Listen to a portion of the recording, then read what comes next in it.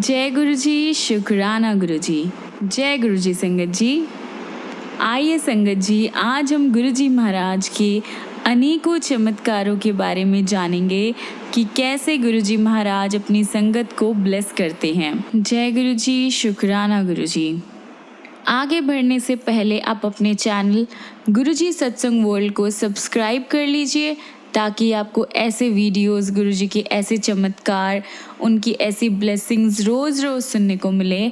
और साथ ही संगत जी, इन वीडियोस को, इन सत्संग को अपने दोस्तों के साथ, अपने गुरु परिवार के साथ शेयर कीजिए ताकि वो भी हमारे गुरु जी महाराज से जुड़ सके और उनकी ब्लेसिंग्स को पा सके। जय गुरु जी।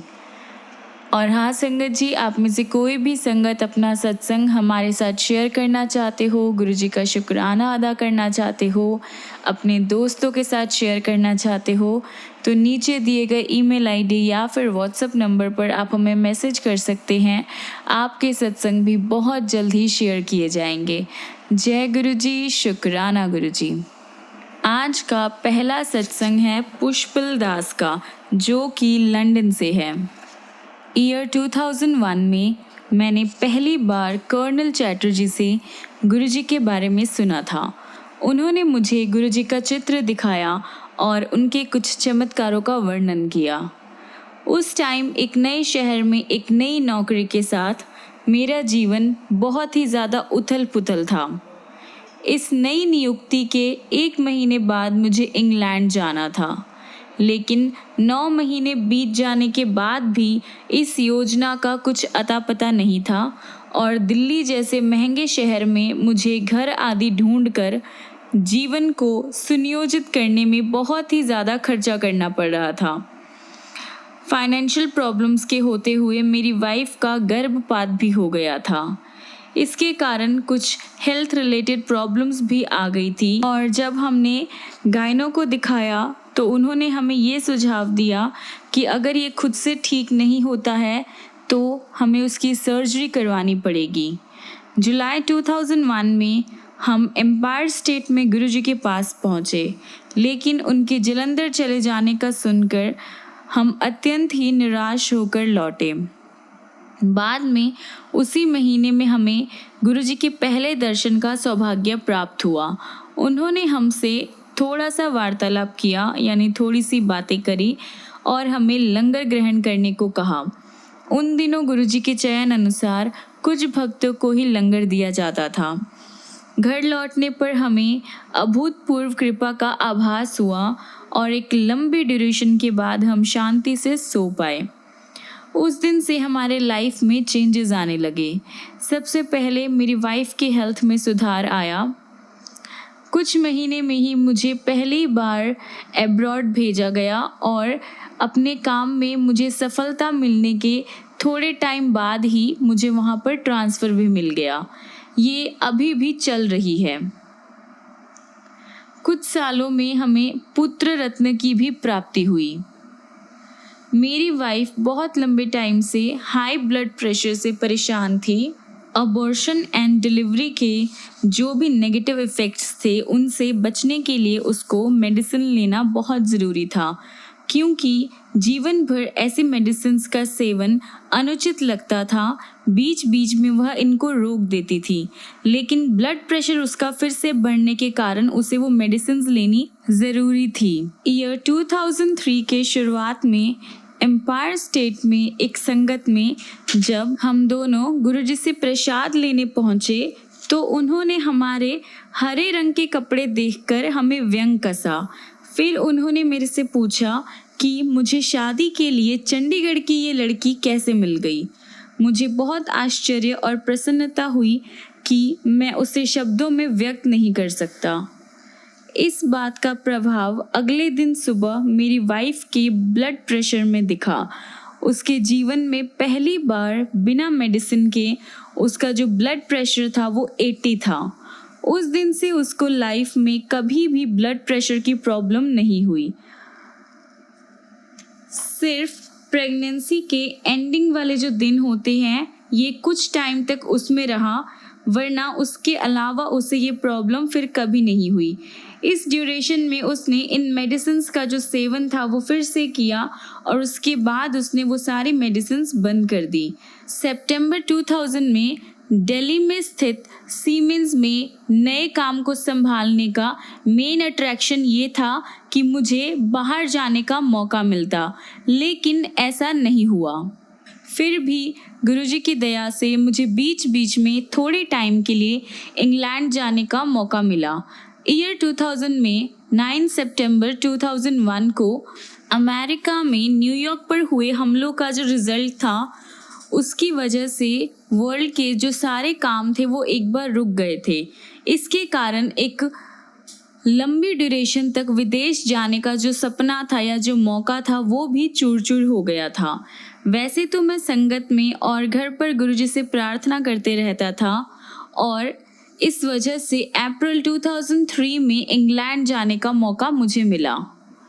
वहाँ का काम सिर्फ 6 महीने का था, लेकिन ये ऐसे टाइम पर आया था जब बाकी संस्था अपने कर्मचारियों की छंटनी कर रहे थे, यानी उन्हें रिमूव कर रहे थे। ऐसे वातावरण में इस प्रकार का कार्य प्राप्त करके मैं बहुत ही खुश था।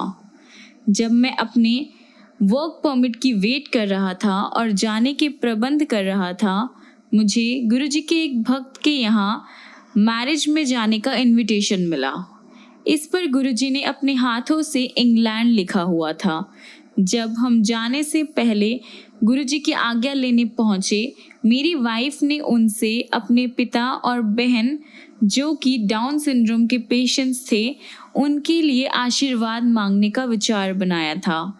उसके कुछ बोलने से पहले ही गुरुजी बोल पड़े, साडे तो वड्डा पेरेंट कौन है। हमें तुरंत आभास हो गया कि उनका आशीर्वाद हमेशा उनके साथ रहेगा। मैनचेस्टर के पास ब्लैकपुल पहुंचने पर मुझे बताया गया कि जो ड्यूरेशन है काम का वो अब कम होकर 4 महीने भी हो सकता है, लेकिन गुरुजी की दया से मेरा जो काम का ड्यूरेशन था वो कम नहीं हुआ और उसकी समाप्ति पर मुझे वहीं पर एक और काम सौंपा गया। ये काम 10 महीने से ज़्यादा चला और उसकी समाप्ति पर अगस्त 2004 में जब मुझे भारत वापस लौटना था, मुझे बर्मिंघम के पास टेलफोर्ड में एक नए काम पर भेज दिया गया, जहां मैं 1 साल से ज़्यादा रहा। कार्य के बीच में मुझे नॉटिंघम में ट्रांसफ़र कर दिया गया, जहां पर मेरा काम ख़त्म होने के साथ ही हमारे बेटे का जन्म हुआ। सितंबर 2005 में जब हम वापस भारत आने का इंतज़ाम कर रहे थे, मुझे लंदन में जो एक फेमस BBC कंपनी है वहाँ पे काम करने के लिए ट्रांसफ़र कर दिया। इंग्लैंड में प्रारंभिक अवधि कुछ महीने की होते हुए भी यहाँ पर मैं अब 2 से ज़्यादा साल तक काम करते रहा हूँ। जब मेरी वाइफ ने गर्भधारण किया, मैं इंग्लैंड के एक श्रॉपशायर एरिया में टेलफोर्ड नाम के छोटे से शहर में था। रहने के लिए एक अच्छा और शांत जगह होते हुए भी वहाँ पर हॉस्पिटल्स की बहुत कमी थी। जहाँ हम रह रहे थे वहाँ पे हॉस्पिटल में डिलीवरी जो थी वहाँ की दाइयाँ करती थी, कोई भी स्पेशलिस्ट वहाँ पर नहीं था। जो भी पेशेंट्स गंभीर होते थे उनको 16 किलोमीटर दूर जाना पड़ता था हॉस्पिटल के लिए, जहां पहुंचने में आधे घंटे से ज़्यादा टाइम लग जाता था और जो टैक्सी का खर्चा था वो भी बहुत ज़्यादा था। मेरी वाइफ के हाई ब्लड प्रेशर के कारण ये निश्चित था कि अंत में उसे वहाँ उस हॉस्पिटल में ही भेजा जाएगा। वैसे तो इंग्लैंड की नेशनल हेल्थ सर्विस जो है उसकी जो सेवाएं हैं वो बहुत ही हाई लेवल की थी, पर किसी भी अचानक से आई हुई सिचुएशन के लिए हम इतना ट्रैवल करने का नहीं सोच सकते थे। इस वजह से मैं परेशान हो गया था और हॉस्पिटल के नियमों के अनुसार वाइफ के डिलीवरी के टाइम पे पति रात भर हॉस्पिटल में नहीं रह सकते थे और उस ड्यूरेशन में मेरे हॉस्पिटल के पास रहने की बहुत ही ज़्यादा इच्छा थी, जो यहाँ रहते हुए पॉसिबल नहीं था। यदि उसे वहाँ पर छोड़कर मुझे घर वापस आना पड़े तो ये चीज़ मुझे सही नहीं लग रही थी।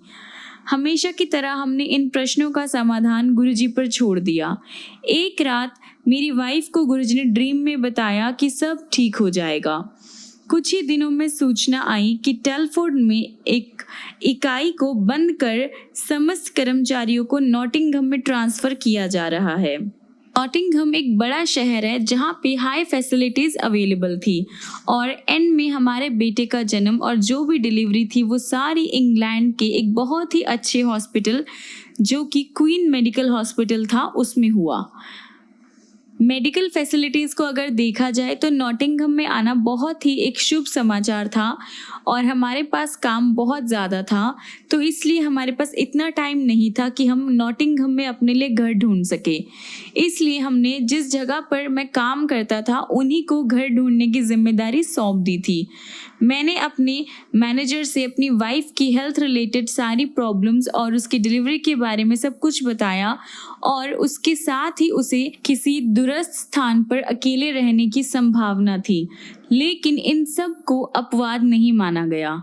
अगले कुछ दिनों में कुछ घर देखे गए और मुझे उनके एड्रेस वगैरह सब भेजे गए, लेकिन वह सब जो जगह थी मुझे अच्छी नहीं लगी, इसलिए मैंने उन सब को ठुकरा दिया। ये सब शुरू होने से पहले मैंने इंटरनेट पर क्वीन मेडिकल हॉस्पिटल, जहाँ पर मेरी वाइफ को डिलीवरी के लिए भेजे जाने की पॉसिबिलिटी थी, उसके पास एक अच्छा सा मकान देखा था। मुझे उस एरिया की थोड़ी सी भी जानकारी नहीं थी, तथापि उसके जो चित्र थे और जो बाकी खबरें थी वो सही लग रही थी। उनके आधार पर वहाँ पर जाकर रहना जुआ खेलने के समान होगा। कोई अन्य ऑप्शन न होते हुए एकमात्र यही उचित उपाय लगा और मैंने इस संस्था को बताए बिना और कोई भी आर्थिक मूल्यांकन करवाए बिना उस घर को लेने का डिसाइड किया। ये मेरे परियोजना प्रबंधक के निर्णय की अवज्ञा करने के समान था, लेकिन गुरुजी का आश्रय लेकर हम अपने अंतर्ज्ञान पर निर्भर रहे। इंग्लैंड में रहते हुए ये घर सबसे अच्छा रहा। उसमें सारी चीज़ें सब कुछ अच्छी कंडीशन में था। क्वीन मेडिकल हॉस्पिटल से ये केवल 10 मिनट पैदल और कार से 3 मिनट की दूरी पर था। 10 कर्मचारियों के हमारे दल में जितने भी बाकी मेंबर्स थे उन सब को घरों में जो उनके लिए देखे गए थे वहाँ पर उन्हें बहुत सारी प्रॉब्लम्स का सामना करना पड़ा। प्रेगनेंसी के टाइम रेगुलर चेकअप करवाने के एक अवसर पर क्वीन मेडिकल हॉस्पिटल में बच्चे की हार्ट रेट चेक करने वाली मशीन पर मेरी वाइफ को लिटाया गया। नॉर्मली वह स्पीड 140 से 170 तक वेरी करती थी, लेकिन उस दिन वह 200 निकली और फिर बच्चे ने कुछ हरकत करी तो वह 220 तक पहुंच गई और वो उसी लेवल पर बनी रही। जब तक वो 200 तक दिखा रही थी तब तक तो जो टेम्परेचर या जो भी स्पीड थी वो नॉर्मल था, पर जैसे ही वो 220 लेकर गया तभी जो नर्स थी वो भागकर फटाफट सीनियर डॉक्टर को बुलाने गई। इस डर से कि बच्चे पर कोई दबाव पड़ रहा होगा, मैंने गुरुजी द्वारा दिया हुआ उनका स्वरूप अपने पत्नी के पेट पर रख दिया और मन ही मन मृत्युंजय मंत्र का पाठ किया। कुछ ही देर में हार्ट रेट नीचे चली गई और फिर उसी लेवल पर बनी रही। जब तक नर्स अपने डॉक्टर के साथ वहाँ पर पहुँची तब तक जो सिचुएशन थी वो नॉर्मल हो चुकी थी। ईयर 2005 में गुरुजी की कृपा से हमें पुत्र की प्राप्ति हुई। मेरी वाइफ का जो डिलीवरी का टाइम था वो बहुत ही लंबा और बहुत ही ज़्यादा पेन से भरा हुआ था। मेडिसिन लेते हुए भी एक अवसर पर उसका जो ब्लड प्रेशर था वो हाई लेवल पर चला गया था और वो अनकॉन्शियस हो गई थी। डॉक्टर्स उस पर अचानक ही सर्जरी करने के लिए कह रहे थे, पर फिर गुरुजी से प्रार्थना करने पर उसकी जो सिचुएशन थी वो नॉर्मल हुई और उसका जो ब्लड प्रेशर था वो भी नॉर्मल हुआ। हेल्दी बेबी का जन्म, इसका जो आनंद था वो थोड़े टाइम तक ही रहा, क्योंकि उसके ब्लड में कुछ एबनॉर्मलिटी पाई गई और उसे यूरिन पास नहीं हो रहा था। डॉक्टर्स उसकी बीमारी से अनजान थे, वो पता नहीं लगा पा रहे थे कि क्या प्रॉब्लम है।